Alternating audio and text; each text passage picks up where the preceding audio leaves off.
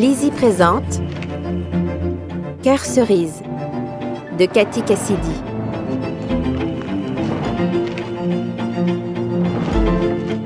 Lu par Jessica Barrier.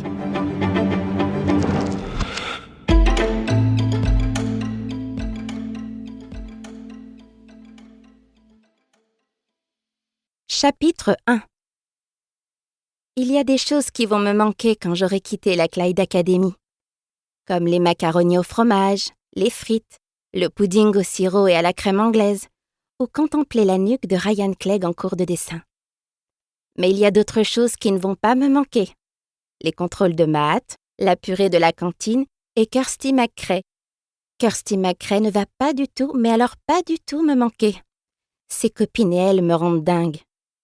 Elles ont tout. Des cheveux parfaits avec de jolis reflets et des uniformes parfaits qui viennent de chez Topshop. Elles ont de bonnes notes, elles sont populaires, les profs les aiment bien et les garçons sont fous d'elles. Tout le monde rêve de leur ressembler, sauf moi. Je n'ai absolument rien à voir avec Kirsty McCrae. Mes cheveux sont tout sauf parfaits. Mon uniforme est d'occasion et il y a une petite tache poisseuse sur ma jupe, là où j'ai laissé tomber mon toast à la confiture ce matin. Je n'ai pas de bonnes notes, sûrement parce que je fais mes devoirs dans le bus juste avant les cours. Et les profs ne m'aiment pas, à part ma prof d'anglais qui dit que j'ai beaucoup d'imagination. Je ne sais pas vraiment si c'est un compliment. En tout cas, je ne vois pas ce que les autres peuvent bien trouver à Kirsty.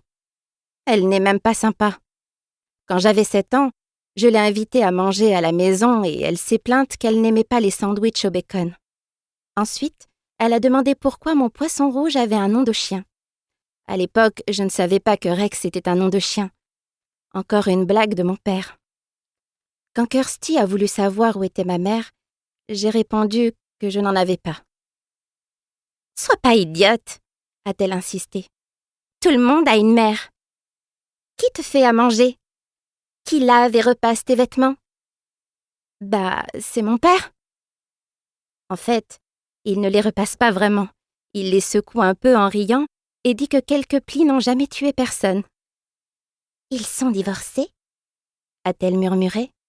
« Elle est partie, c'est ça? » N'importe quoi. Kirsty a plissé les yeux. « T'es adoptée?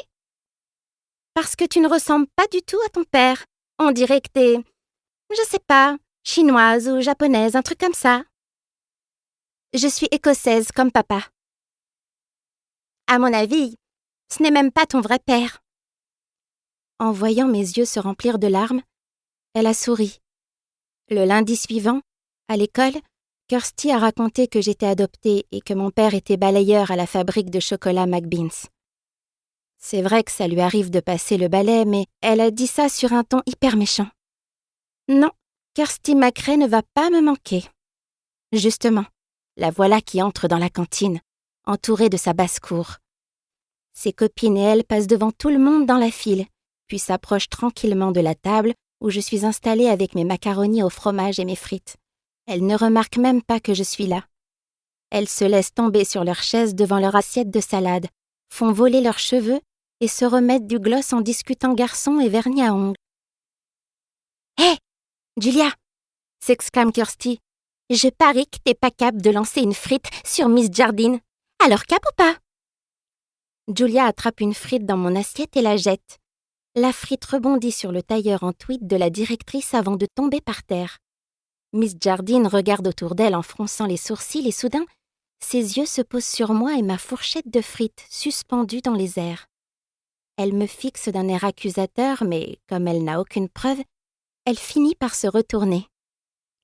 Kirsty s'écroule de rire et je la fusille du regard. « Qu'est-ce que tu regardes ?» demande-t-elle en se renfrognant. « Rien ?» Et je ne peux pas m'empêcher de sourire, parce que c'est exactement ce qu'elle est. Rien. « Pourquoi tu ricanes? T'es vraiment grave, Cherry Costello. » Elle m'observe comme si j'étais une petite larve gluante qu'elle aurait trouvée dans sa salade, mais pour une fois, j'ose soutenir son regard. Je redresse le menton en souriant, ce qui a pour effet de la faire rager. Elle se tourne vers ses copines. « Hé, vous saviez que la mère de Cherry l'a trouvée tellement nulle qu'elle l'a planté pour aller vivre de l'autre côté de la planète? Ça te fait quoi, chérie? De savoir que ta mère se fichait complètement de toi. Tu ne sais rien sur ma mère, j'ai répondu très calmement. Mais Kirsty rigole. Oh si, je sais un tas de choses. On était ensemble en primaire, tu te souviens? Ta mère est actrice, c'est ça? À Hollywood? C'est ce que tu m'as dit en CE2. Ou peut-être qu'elle est... Nous espérons que vous avez apprécié cet aperçu. Pour continuer à écouter ce livre audio sur Google Play Livres, utilisez le lien dans la description de la vidéo.